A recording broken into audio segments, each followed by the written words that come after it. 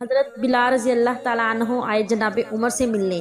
کیسو کسرا بھی آئے تو عمر خاطر میں نہ لائے، پر بلال حبشی دروازے پہ داخل ہوئے تو فاروق اعظم رضی اللہ تعالیٰ عنہ نے اپنی کرسی چھوڑ دی، ہاتھ باندھ کے کونے میں کھڑے ہو گئے۔ کالا رنگ ہے، نام بھی لکھنا نہیں جانتے۔ لوگ کہنے لگے، عمر یہ کون آ رہا ہے جس کے لیے تیرا اتنا استقبال ہے؟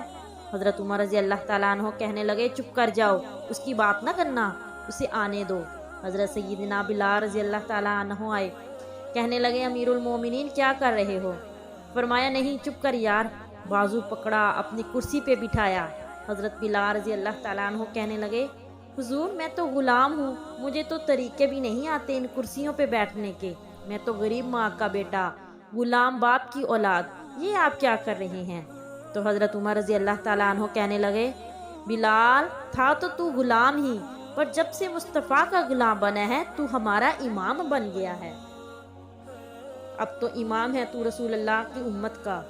فرمایا، مجھے وہ دن یاد ہے جب مکہ فتح ہوا تھا، بت ٹوٹ گئے تھے، بڑے بڑے سردار تھے، اور میرے نبی صلی اللہ علیہ وآلہ وسلم نے فرمایا، بلال سے کہو کہ کعبے کی چھت پہ چڑھ کے اذان دے۔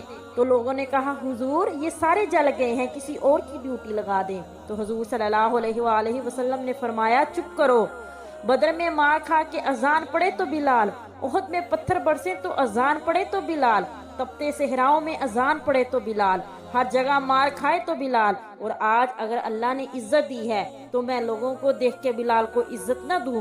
فرمایا، کوئی اوپر نہیں چڑھے گا۔ تو حضرت بلال رضی اللہ تعالیٰ عنہ نے کعبے کی چھت پر چڑھ کر ایسی اذان پڑھی جو آج تک دنیا میں گونجتی ہے۔